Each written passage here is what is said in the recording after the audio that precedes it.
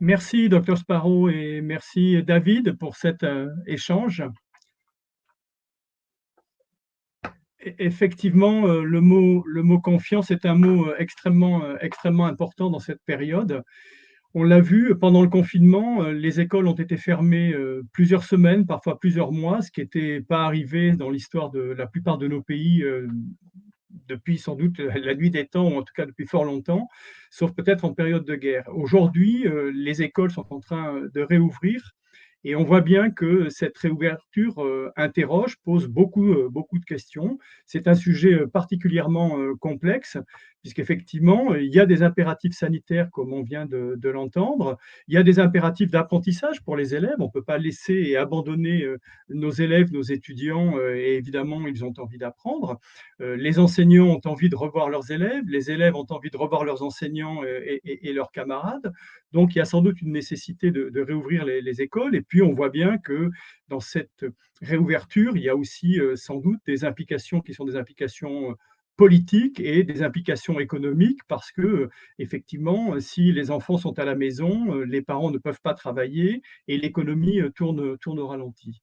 C'est donc sur cette question de la réouverture des établissements que nous allons maintenant écouter une table ronde et nous allons accueillir 4 personnes. Tout d'abord, Andrew Jack, qui est journaliste au Financial Times et qui va être le modérateur de cette table ronde, et avec 3 intervenants syndicalistes, Marie Bousted, qui devrait nous rejoindre, qui vient du Royaume-Uni, Randi Weingarten, qui vient des États-Unis, et Steffen Handal, qui, lui, est syndicaliste en Norvège. Je leur laisse donc la parole. Hello, merci bien. So thanks very much indeed, everybody. Welcome to our panel, where we're talking to a number of union leaders about these challenges of schooling in the era of COVID. My name is Andrew Jack from the FT, and so we have, as you heard, Mary Bousted, the Joint Secretary General of the National Education Union in the UK, Randi Weingarten, the President of the American Federation of Teachers, and Steffen Handal, the President of the Union of Education in Norway. So we're going to talk about some themes between us over the next 40 minutes or so, but I'd also encourage people to pose any reflections, comments, or questions in the comment stream so we can try to incorporate some of those, your issues and reflections and thoughts as we go on during our discussion. But let me begin maybe with Mary. Hello there, Mary. Hello. Hi, Andy. Let's see. I want to do a first round, excuse me, of people talking about surprises. Tell us a little bit from your perspective. So schools reopening in the autumn in the UK. What were the 2 most surprising things for you? I think, well, I don't know why I was surprised about this, but I think that the number of teachers who have got in touch with me and said how pleased they were to be back at school and how delighted they were to see their students again. That was really heartening and warming. I mean, you know that teachers have a high moral and ethical purpose. So that was really fantastic to see that and to hear about that. I think that teachers have got more and more worried in the UK as the school closures continued about the well-being of their students, and more worried also about particularly disadvantaged students and their access to the means to carry on their learning. So they were really pleased about that. I was also surprised for a less good reason, which is I was surprised at how poorly the English government has got its test, track, trace and isolate system in place, which is causing increasing problems for schools. Teachers who can't get tests, students who can't get tests, and that's starting to result in lower school attendance. And it is surprising that that has been so consistently poor throughout the pandemic in the UK. And Randi, actually, that I'll come back to you in a second in broader surprises for you, but I mean, that's certainly something one's seen a lot across different states in the US as well. I mean, what's your sense of the level of robustness and confidence in testing and tracking amongst teachers? In the US? Yeah. So I think you just saw just how abysmal it is by what has happened in the last few days when the President of the United States was in 4 states, maskless, and most of the participants in those states, the health departments don't even know or haven't even been contacted by their tracers. And this is the president of the United States who now has COVID. And so what we're seeing is in the US, you just basically have a complete patchwork, piecemeal approach to tackling the virus that was done through the lens nationally of downplaying and denying. So there are some states like New York State, which is where I live, where both the governor and the mayor, who are, you know, the ones that have basically been responsible for the health issues, the mayor in the city of New York, the governor of the state, who really did erect and stand up lots and lots of testing. So, and there is now in New York City, in Boston, in New Mexico, there's now a very robust randomized test process that gets maintained in order to keep schools open.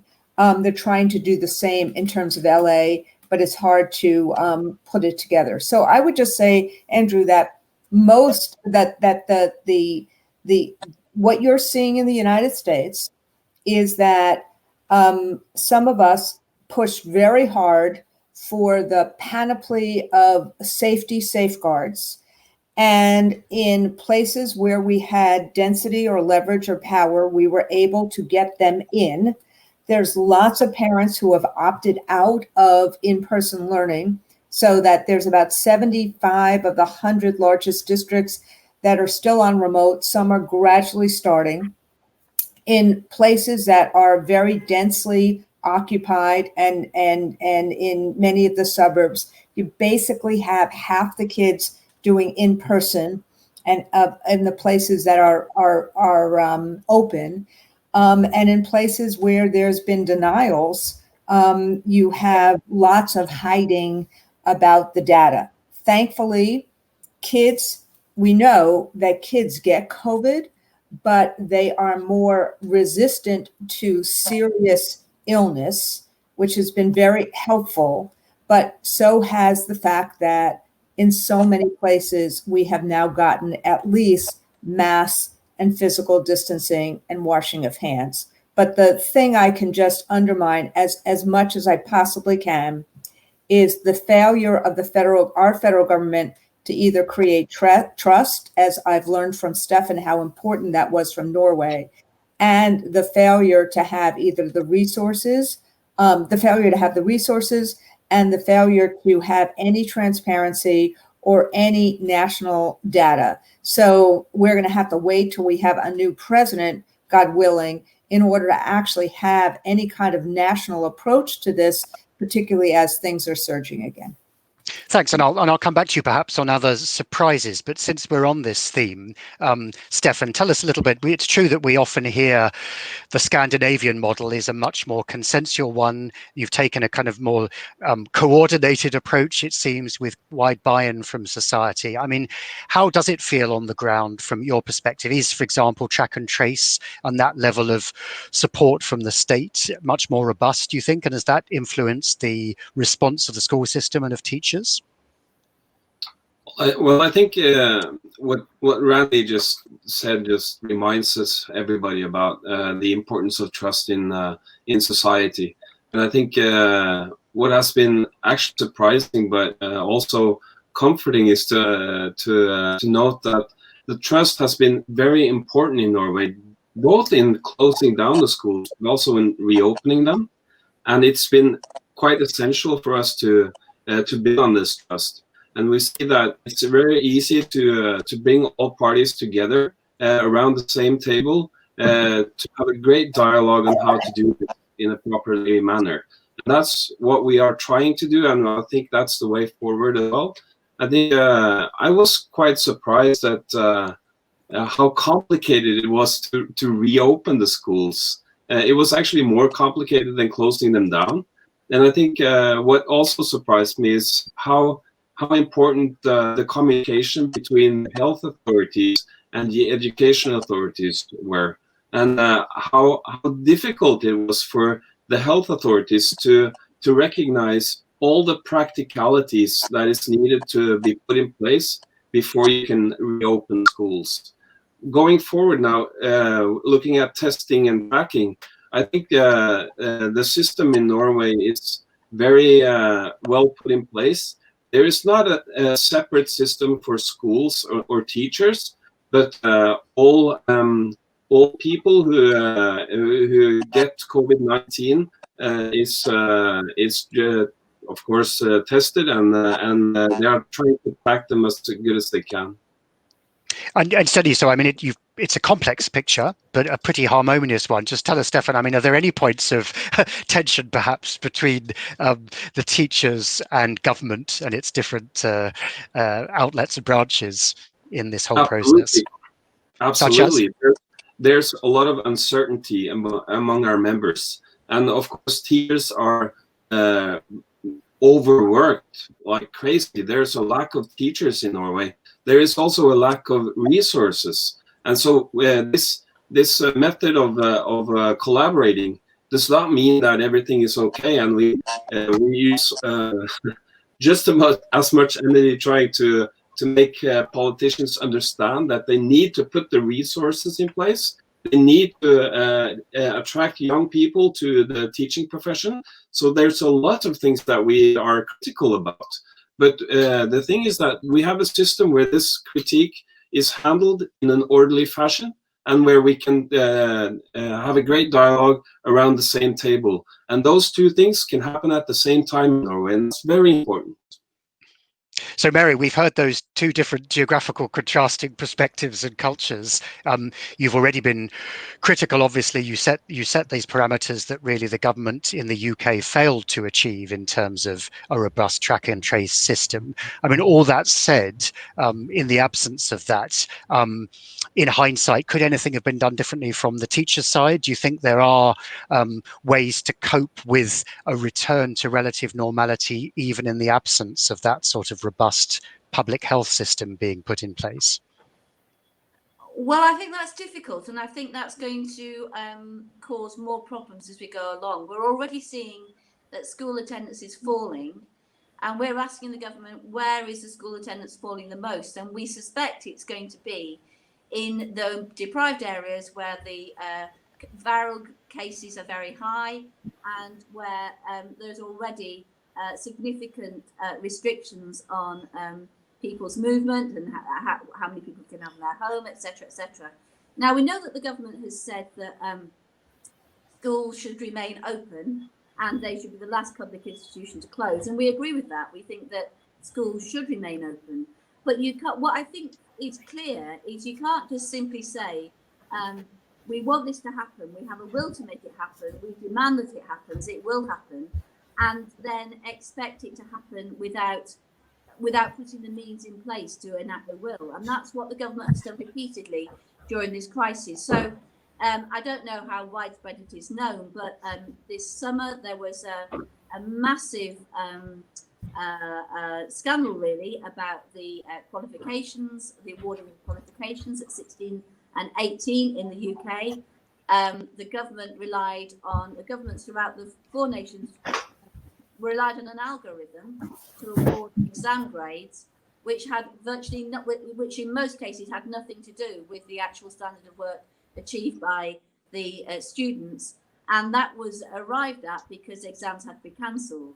And the problems with that approach were building up, and the government just said, no, we've got a perfect system, we've got the best system, it's robust, it's reliable, it will give valid results, until it didn't. And then they had to go back to unmoderated centre grades, which was not an outcome that anybody would have wanted. And there's a danger for that sort of approach to carry on being repeated. So what Steffen said about workload exploding, about schools having to implement significantly more rigorous cleaning procedures, but having no extra cleaners and having no extra money for cleaning. We're already seeing that schools are coming to the end of their budgets for extra staffing and getting no more money from the government, even when significant numbers of teachers have to isolate and they're looking around to get extra teachers. So in June, we put a proposal to the government on the 10th of June, talking about how you get extra teachers, how you need to prepare for remote learning and blended learning, how you need to increase the size of schools so that there is less pressure on school buildings. In the UK, we have some of the most crowded school buildings in the world, in the developed world, 97% occupancy of school buildings. And we put forward a whole range of proposals which were really helpful, which are, if we want to get schools and colleges up and running again, these are things you need to do. You need to get more teachers, you need to get more space, and you need to prepare for, as the, you know, when we come back, there will be students who have to isolate at home. So you need to prepare for remote and blended learning. And the approach the government has taken with that has not been helpful. Indeed, last week, they issued it into law that the government took itself a directive that schools had to provide remote learning, which was as good as school learning for students who couldn't be in school. But really, the resources to do that are completely inadequate. If you're going to do this properly, if you're going to say that education is the most important thing, then you have to invest in it properly and you have to plan for it properly. You can't just will without providing the means to achieve the will. Randi, do you want to come in first, and then I'll go to Steffen? Yeah, Please. I mean, so, you know, Cynthia Nixon wrote an op-ed. She's an actress, and she wrote an op-ed for the New York Times a few weeks ago, which kind of showed how low on the priority scale schools are. Big on rhetoric, very little in terms of the wherewithal to get things done. And what she said was, and that's why I want to raise it, is that in her 2 phone calls, she contrasted 2 phone calls. One, in terms of the set that she's on, in terms of dealing with how frequently they're doing testing, how much they have, all the protocols are embedded. So they don't even pit the protocols versus what you need to do in terms of the conditions of acting. All of them were embedded: the plexiglass, the mask, the cleaning, as Mary just said, the physical distancing. All those protocols were in place before any of the actors or actresses walked onto the set, versus all the things that Mary just said and that Steffen said. The lack of the resources, even when you don't have high community spread, and the fact what Steffen said, which is really important, which is this is the hardest thing that teachers have had to do in my lifetime, because it is a pandemic combined with a recession, combined with a learning loss, combined with a huge level of anxiety for kids and lots of isolation. So you have to have the safety safeguards, and you have to have real resources to wellness, real resources to equity. And then you have to start thinking about how do you teach, and teaching remotely is really different than teaching in person. And so teachers still have to figure all of this out by themselves these days.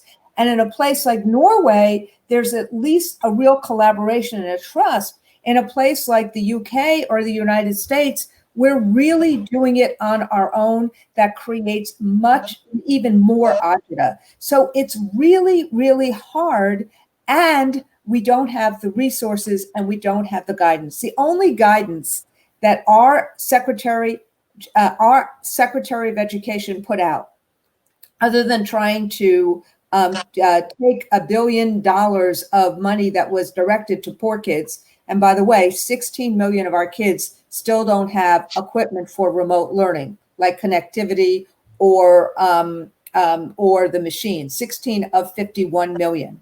But the only guidance she put out this year was, by the way, the standardized tests will continue in April.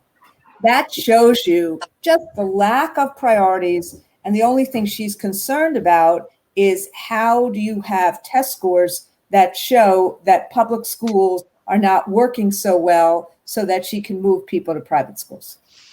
Steffen.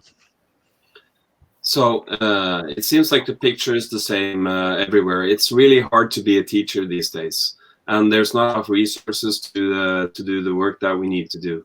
I just want to give an example of how we deal with this in Norway, because tomorrow morning at 8 o'clock, all the unions who operate in the local municipalities, representatives of all those unions, together with the Organization for Local Municipalities in Norway are meeting with 4 ministers of the government to discuss how we are going to be able to make sure that kids can stay in schools, patients can go to the hospitals, all those things, that we can get through this pandemic.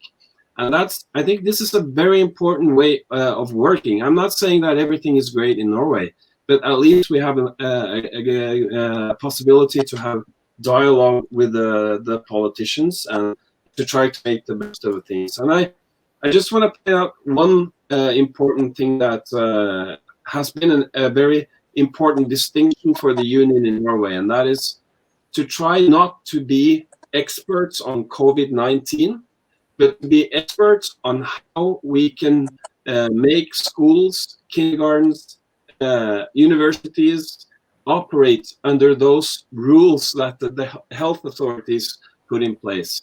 And I think it's really hard to keep the distinction between COVID-19 experts and experts on education. I think it's been very, very hard to take that role, but I think it's really important. But it is essential that everyone trusts each other if you're going to keep those roles intact. And I would not love to be in Randi Weingarten's shoes these days, with a president who obviously don't care about anything else but himself, and who is not concerned with building trust to anybody. It seems like the most horrible situation to be a teacher. So, Mary, we've talked about should we say, the failures and the tensions between the teaching body and government. But what about with parents? I mean, Randi touched on this, and the US is perhaps a more extreme case of pretty divided opinion amongst individual citizens as well, isn't it? So what are you seeing, and how are you trying to mediate where there may be parents who have different views on whether their kids should be going back or how to interact with the schools and the unions? Yeah, and I must admit that during May and June, I had a pretty torrid time professionally, and found myself in the wholly unexpected position of being in the banner headlines of the right-wing press on repeated occasions. So that's less than pleasant. You barely recognise yourself, and then when you look at the comments underpinning the web version, you just really think, who is this horrible woman? Could it be me? And you're positioned as being feckless and irresponsible and not caring for children's education. And indeed, we were blamed for closing the schools in March and keeping them closed in July. So that was quite interesting, and you have to have broad shoulders. The very interesting thing, actually, though, the reality of the situation is that the vast majority of parents recognise how difficult it is and how challenging it is to be a teacher, the work that schools do and the work that teachers do. And I think what came through most clearly of all is that schools are far more than academic hothouses. Of course, children and young people are in schools and colleges to learn. Of course they are.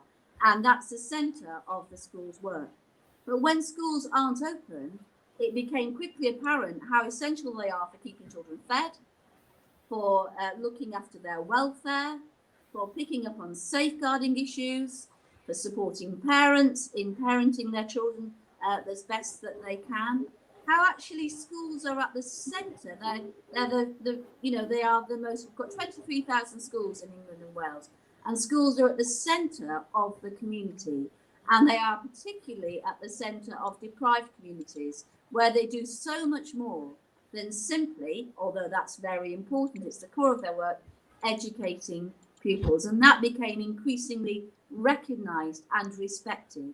The complex and challenging work that leaders and teachers and education, welfare and support staff do. And when schools are open, how that drives a dent in those communities. So Randi, same question to you. Obviously, the US has an incredibly localized approach to governance management funding, doesn't it, of schools? Have you found yourself in the middle a little bit in terms of different views of different parents and communities as well? Yes and no. I think what happened was so we did a bunch of polling of parents and educators with several groups that represent parents, NAACP, LULAC, AROS, at the end of August, beginning of September, and found, frankly, a lot of consistency and universality in terms of what parents and teachers thought. But I think what happened was in July, the president decided that he needed, or his campaign decided that they needed another way of trying to be divisive and chaotic. So like right after the July 4th Independence Day, he comes out with a tweet that says, all schools should reopen, in all caps. You know, again, showing the kind of not even understanding what it would take to do that, but trying to create that divisiveness and believing, I think, that either the chaos, sorry about my dogs, but either the chaos would be helpful to him because he thrives on chaos, or that this was a way of reopening the economy, and that's what he was driving at, just, you know, and that kids' lives and teachers' lives were dispensable. And this was around the same time as the last summer spike happened in the United States. We're having another spike now, but the last summer spike happened. So we decided, because we are localized, Andrew, as you said, and different places that you see different reactions. But what we saw in the polling is this: 3 conclusions. Number one, parents and educators thought safety should be first, overwhelmingly. And you had 68% of parents, including 88% of Black and brown parents. Number two, that they thought that schools had reopened too quickly.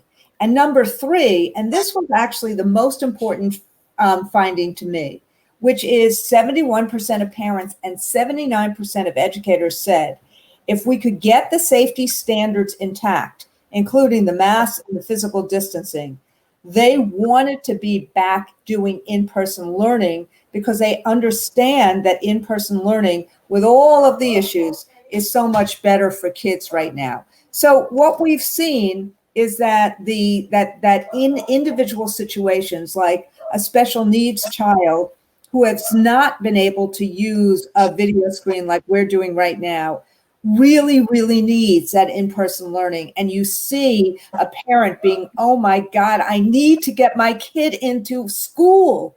And, or, you know, parents who don't have childcare and they must, they're essential workers, or they're, you know, or they're not going to have any opportunity to work other than having school. So you see these kind of situations of extremis, and we need to be mindful of that. But by and large, parents and educators are in the same place. So Steffen, I mean, just talk about this from the personal level. This is World Teachers' Day after all. So let's hear a little bit about what your sense is from your individual members, from teachers. I mean, how are they coping with this huge level of disruption and innovating as far as they can to adapt?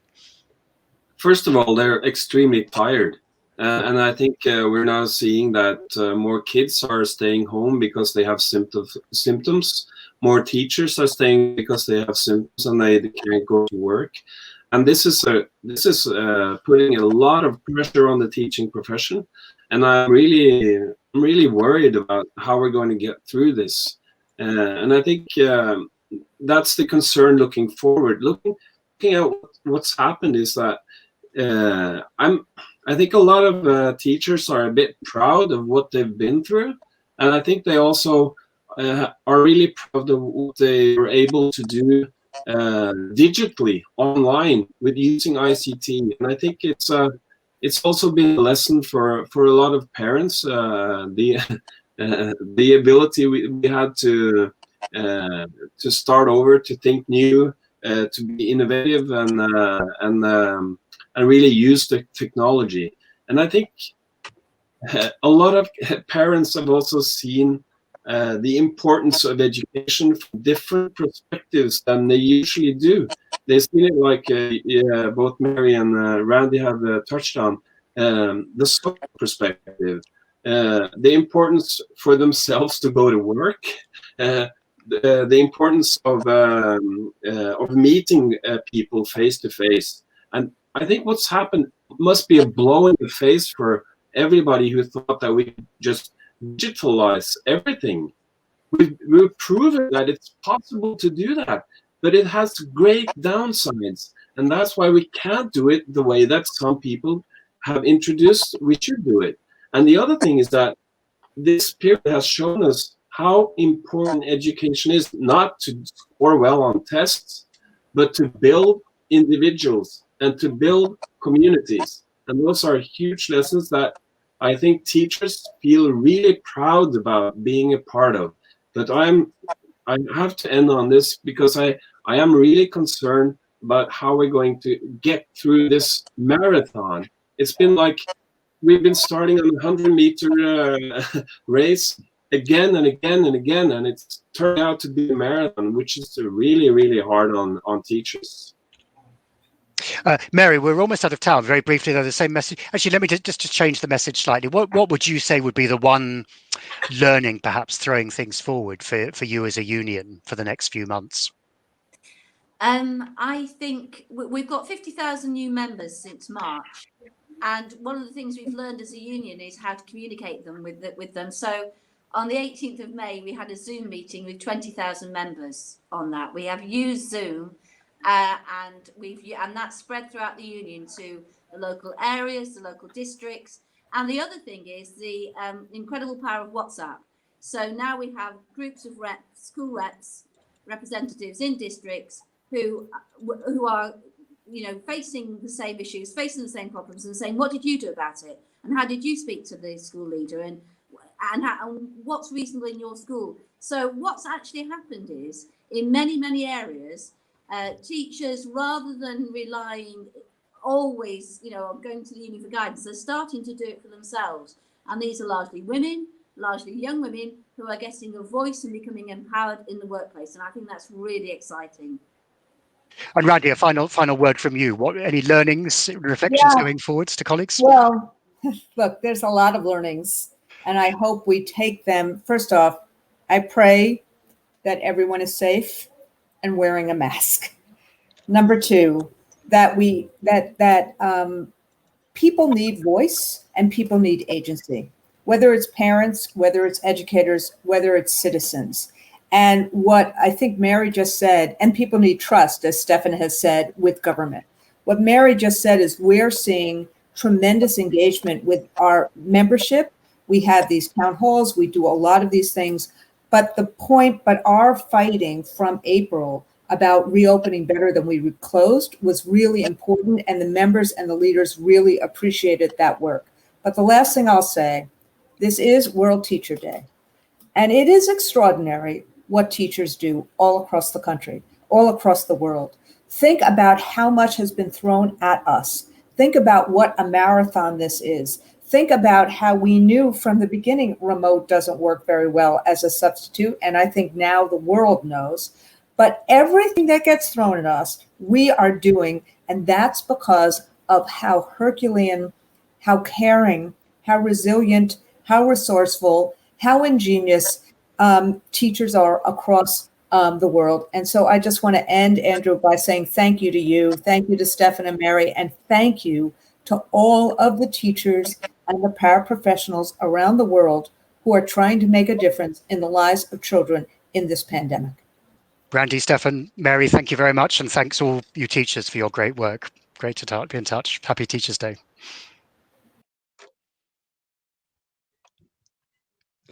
Un grand merci à vous quatre pour avoir participé à ce débat. Merci à Andrew pour l'avoir mené. Merci à Randi, à Stéphane et à Marie. Et on a pu voir qu'à travers la diversité des situations, il y a un certain nombre de points communs qui apparaissent. Et ce qui est assez frappant, c'est que sans doute cette crise sanitaire montre, mais Randi vient de le dire à la fin de son intervention, cette crise sanitaire fait apparaître aussi une crise politique mondiale finalement. Et on voit bien que faire de la politique, qui est une politique descendante, sans tenir compte de la parole, au fond, des citoyens, des syndicats, est aujourd'hui une façon de faire de la politique qui ne fonctionne pas et qui, en période de crise, pose un certain nombre de questionnements et sur laquelle il faut évidemment agir. Un grand merci vraiment pour ces apports qui ont été les vôtres.